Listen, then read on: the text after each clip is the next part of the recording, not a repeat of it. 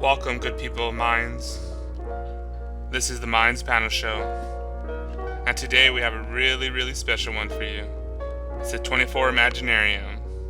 And what is the 24-hour Imaginarium, you might be asking yourself? Well, that's what we're going to find out tonight. So sit back, relax, and enjoy the show.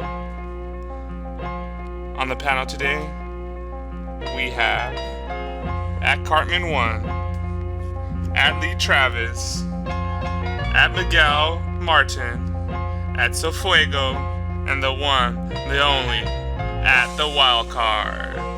I'm your host, Satori D, and we're gonna bring you a whole lot of crazy. So strap down your consciousness, cause we're gonna hit it out of the park tonight. Let's go. Over again, the programming within human beings, within which is actually stored within the DNA, can be changed. You don't have to keep rerunning a program. A lot of people keep saying, I didn't like this job, so I left and I found another job, and I ended up, having the same type of person that was my boss that was a nightmare, and why does this happen to me? Or I left this relationship, it was really bad, and then I met this other person, it all seemed great, and then it turned out that I had a whole new set of problems. So what that is that they keep rerunning a program. But that's because a lot of people aren't consciously aware of their day-to-day lives and their living. They're not consciously aware of what's going on, they're just kind of going along in an unconscious way, so they don't really know what's happening. But once you become conscious, you can actually decide to think, well, I don't want to go into my DNA and rerun that particular program. I'm going to do something else. I'm not going to access that information, I'm going to access this information instead. So they can things to do for people like I know for myself, what I got was that I am creating everything, and if I look around at the circumstances around me, relationships that are off center, I know I'm creating that. So that's the confront. We are, and we have the ability to create everything. Then look around us, we're creating this, and I got that. And why are we picking like the worst and lowest form of the story of our reality? Why don't we create a better one? But I like what you were saying about the DNA, because I also too come to like that realization, or intuitively understood that DNA is not only just a read system, it's a read-write system. That the story of what mainstream science kind of tells us is that all the DNA just plays out the information, and that you kind of like are slave to whatever that's written in there. But it's a for me, I came to that realization, or this understanding, that it's a read-write situation as well, that you with your intentions, and this goes into like your pure intentions, get rewritten into that program. And yes, Travis, you want to step in here? Oh, I was just going to say that I call it like a system reboot, or not reboot, but system reset, like factory reset, Yeah. And you reset it back to the factory settings, how we were meant to be, rather than what we were taught to be. Yeah. It's really interesting you say that, Lee, because I think that everything, in technology, with the internet, everything is reflective of the human being. In a sense, the way the human being is wired is, the internet reflects the entirety of the human being, or the entirety of the human wiring, if you know what I mean. Yeah, I think. Oh, go on, Lee. I was going to say the blockchain also sort of reflects the DNA, like you were speaking. The blockchain technology being the internet, where I suppose the 3.0 internet that I envision, or a lot of other people might envision. Yeah, definitely. I agree, Lee. Definitely.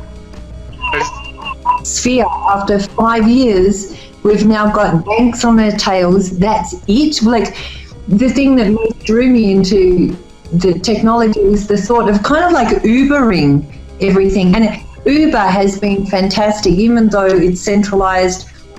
It still challenged a mafia industry, being the taxi industry. And it's giving people a sense of how we can live our lives. We talk about collaborative living and sharing. We've got all these cars on the road with one person in them, and the traffic, and there's congestion. So the logic step is to rent each other's cars out. The logic step also with computing is to bypass servers and utilize each other's space. It's a natural progression. So we're really on the cusp of a transformation, because I think there are a lot more people becoming aware that we are writing this. There are a lot of correlations between humanity and computers. Have a look at artificial intelligence. It disgusts me that of artificial intelligence, sex robots are one of the biggest things to come out of here. I mean, this is totally indicative of the type of society we live in. There's so much more that we could do, but if we rely on the people that are designing technology, we're going to get more of the same. We have to, as a end user, we're the end user of these lives. We have to have a say in it, and bringing computational power, that conversation into the program that we are. Bruce Lipton discovered that the nucleus is not the brain of the cell. Cells live for 2 to 3 months without nucleus. That's all been incorrect information.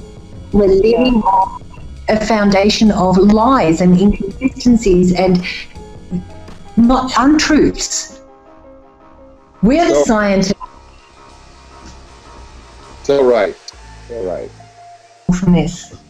Yeah. Just listen to all these guys talk as well. I mean, with synchronicity, with myself, I have been experiencing it just lately. I mean, I think it was just only yesterday that I did come up to Satori, and I did ask him about the panel. And before I even knew about it, he was the one asking me if I wanted to be on the panel, even though that's what I wanted to do anyway. So, yeah. And from then it's just been moving on. I've only joined Minds as well. I mean, probably 2-3 months ago, and to be part of something like this, it's quite amazing what's going on. And then I think as well, I mean, if we are truly being ourselves, I think we can somehow synchronize to a bigger consciousness. This is where I'm not too sure if we are some sort of like global consciousness, or I don't know. I was probably going to ask about your guys' input on this as well. What you guys think about global consciousness, and are we some sort of part of it? And I guess we are all connected in some way as well. Yeah, I'll touch on that a little bit, and then we'll see what everybody else says. So what I view it as, or how I frame it in my own mind to make sense, is that there's a difference between being conscious and then consciousness. And I view consciousness because I read the Tao of Physics one time, and I got into Eastern philosophy. And basically what Eastern philosophy kind of says is that everything is consciousness, and that we are like a drop in this ocean of consciousness. So consciousness creates matter, and they had this great story of the Hindu cosmology, and where they said that there was, in the beginning of time, and it's very similar to the Big Bang, like there was the void, there was nothing, and then they became everything consciousness, and consciousness, or God, because they used it in Western terms, got tired of just basically kind of like with just himself, so he broke himself up into two, and then he started playing that he was a different person, and that got kind of tired, so he broke himself into fours, and he kept on going off and breaking himself until he got to everything, and he got tired, so he forgot that he was part of everything, so he could play out this play that's happening right now.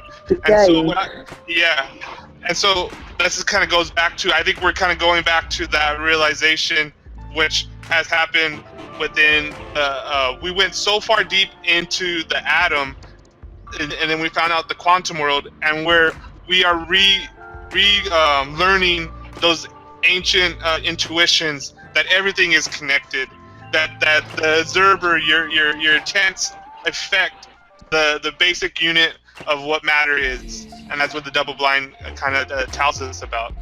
And so in that sense, I view things as, and it goes in, it's kind of like an onion. It has these layers, and I like what Rupert Sheldrake has in his theory of morphic genetic resonance. And so basically, we have these layers of pockets of, and I guess a term that I could use that I think everybody else could say is that they have this cloud of knowledge. So like us human beings have this collective unconscious of a cloud of information that gets stored there, and this is where the Carl Jung and Joseph Campbell archetypes come from. And if you ever read The Hero with 1,000 Faces or The Power of Myth, if you haven't, I say you guys should look into that for the viewers or Miguel as well. And what you find out through all these stories, and these stories, The Power of Myth says that these stories help for us to navigate in the world. And what they were saying, and our new story is about technology.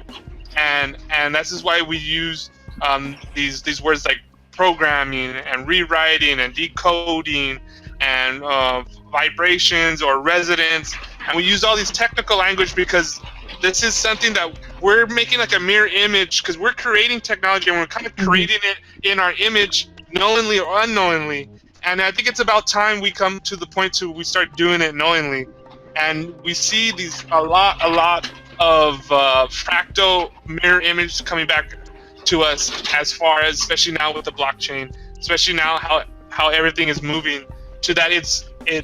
And I love these little videos and these clips, and I try to use them in my mix-ups or in the visuals in the background, where the structure of like the galaxies mirror image. You know, you ever seen that photo where the eye, you look in the middle of the iris and it looks like a galaxy? The firing of neurons, the mirror image, the firing out in you know in the galaxy, and there's all these there's so much evidence to show that we're all connected, that we're all aspects of the one infinite consciousness, or the one infinite awareness or vibration. You know, there's so much evidence around us reflecting back at us to show us that you know, we're all connected. And fractals is what comes to mind. It gets me that fractals haven't really been explored on a scientific level because they're so out of the ordinary. Thinking in fractals, I've heard somebody say that we are part of the 55 trillion cells of an entity. So until we can collaborate, exist together in a harmonious form, then this entity can't live. So that's an interesting thought. Miguel, I like the questions that you're asking, and I don't know, I haven't been satisfied with any answers. Been good. Exploring myself. I love being on the end of this synchronicity. It's beautiful. It's like, it wakes me up. I feel like I'm coming out of a coma. So I just don't know, and I think there hasn't been enough energy put into this conversation and taking it seriously. That we are vibration, how vibrations work. We've had the quantum called quantum physics theory of vibration. It's this thing that, and I've been saying this recently, there's one thing to understand, I mean, I don't even think we necessarily, like, on the society level, understand it completely intellectually, but even for personally, there's one thing for me to understand something intellectually, and there's another thing to integrate it into my being. And this is like where the real work happens, of integrating and being like that intuition and making it part of you, like harmonizing with you. I think that's what we're trying to get to, is that, and this is where the magic happens. This is what meditation is leading us to. This is where the creative juices flow. You know, when you get into really good, whatever you're, and I think everybody is an artist, and either knowingly or unknowingly, we all have these certain passions or these certain gifts or these certain inklings, and basically if you focus in on it and you allow yourself, you let go of all that old programming and you kind of get in tune, in harmony with yourself, you produce the stuff that comes out. And I shared this story with Corey, and I originally, when I did the little intro or promo for this show, I was a little bit tired, and I was just gonna put music and images and maybe a couple of like words, but then I was like, no, I want to do like a little like mini intro. So I go and I start like the music, and I just had this feeling. I'm like, okay, let me just let go. And literally what I said there was not written down. It was not practiced. It was one take. And I was like, whoa, like even I viewed it like in third person, like, did that just happen right now? Did I just say all that stuff? Like, it sounds like you let your authentic self, as I say, rather than the ego self, which is the logical part of the human that's sort of saying, oh, should I do it like this? Or you know, like being quite harsh on yourself and deciding whether it's right or wrong. You just let yourself go with the flow. You let your authentic self be the captain, you know, and steer you in that sense. So you didn't think about it too much. You just went with the flow, and I think that's the key. It's just allowing the authentic self is the spiritual self, if you like, the true self, if there's such a thing. Allowing that to, take the helm and control everything in a sense. Well, controlling sounds negative in a way, but if you allow yourself to go with the flow, it's basically without fear. If you eliminate all the fear of like, oh, if I say this or if I do this, then this might happen. If you can let all of that go, that's when you can really rewrite the program or create a new program, because you're not tapping into the old program and then repeating something that you might not necessarily want to repeat. If you consciously go into a program and think, well, I want to take that program out, I want to use that, that's fine, that's a good thing. But it's like when you let the programs control you and create the neural pathways of repeated programs. So you keep repeating the same thing over and over again that you perhaps don't want to repeat over and over again. If you want to repeat something, once you become an expansion of consciousness, you can go into the DNA, if you like. You can go into the program and say, I think I'll take this part of this out of my library, and I'm going to use this to my advantage. If you do it consciously, that's fine, but it's when you are doing it unconsciously, or you're letting fear get the better of you, which is basically the ego. Fear is the ego. I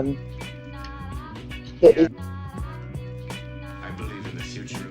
I believe in the future. I don't believe in miracles. Can it be true? It must be true, no doubt. No doubt. Life is going on as normally as ever. But suddenly something seems to have happened. Everybody seems to be staring in one direction. People seem to be frightened, even terrified. I want everybody to understand this. I don't understand.